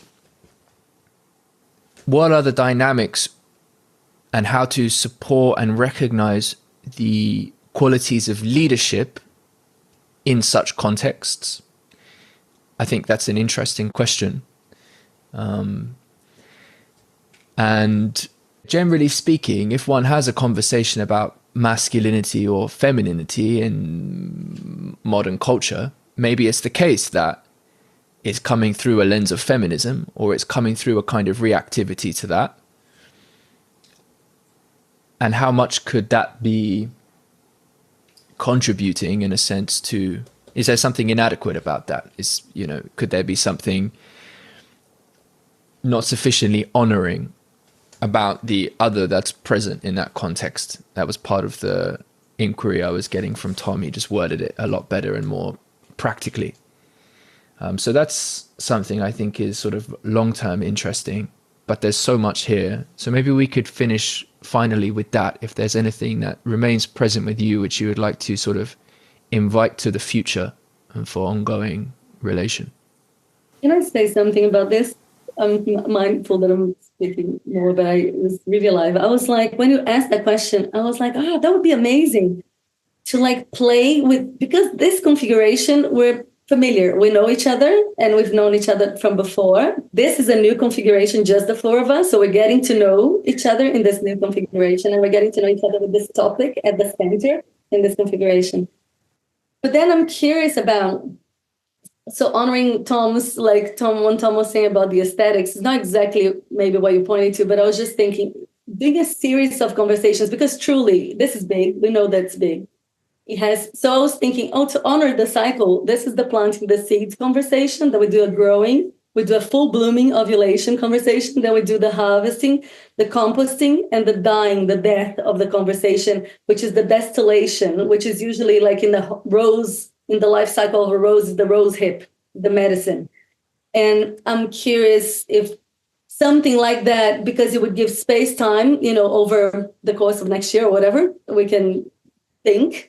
So that's just provocation. And then I wonder if playing with the ingredients, so having this as the container, and at times one new person, one time a man, another time a woman, another time two men, another time, and then we can just reflect on how the ingredients are moving the field and their particular ingredients, a particular flavor, and then maybe later we add more complexity and add like two other men, two other women, and then just be with that. I think that's the care necessary for us to really begin really to scrape the surface of this type of conversation and co-creativity that will generate, new ways of creating collaborations. And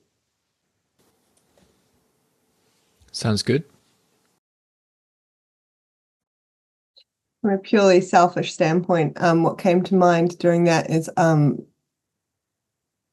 really like the idea of like linking that to my cycle as well. Like I really like the idea of having a series of conversations where I'm actually in a different stage of my cycle that track, because there is so much power to what Adriana was saying earlier for me, and then also just working with women around the different parts of the cycle each month that women experience, and getting to know that, coming to terms with that, our relationship to that as women, the fighting against it versus the coming to make room for it and in some capacity, and that actually is really relevant in these conversations, because I notice the difference in myself, and I notice the frustration of, Tim, you'll, for example, put up, an upcoming session, like in a month's time, and I read it and I'm so like, I'm in a particular part of my cycle and I'm like, oh, this is great. And like,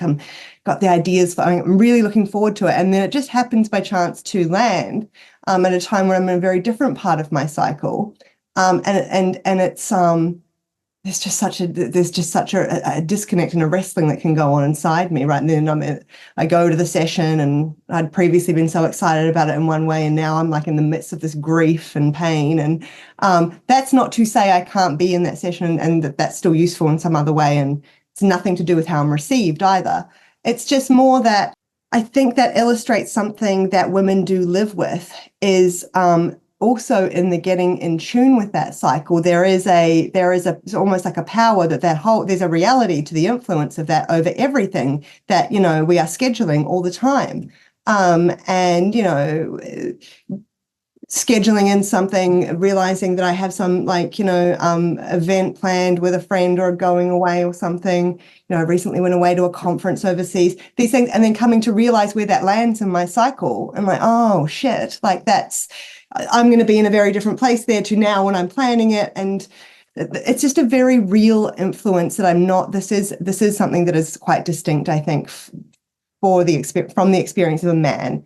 I know we all have variations in mood, and we all have variations in our levels of exhaustion and stress, and that's true. I know but this is very, very different.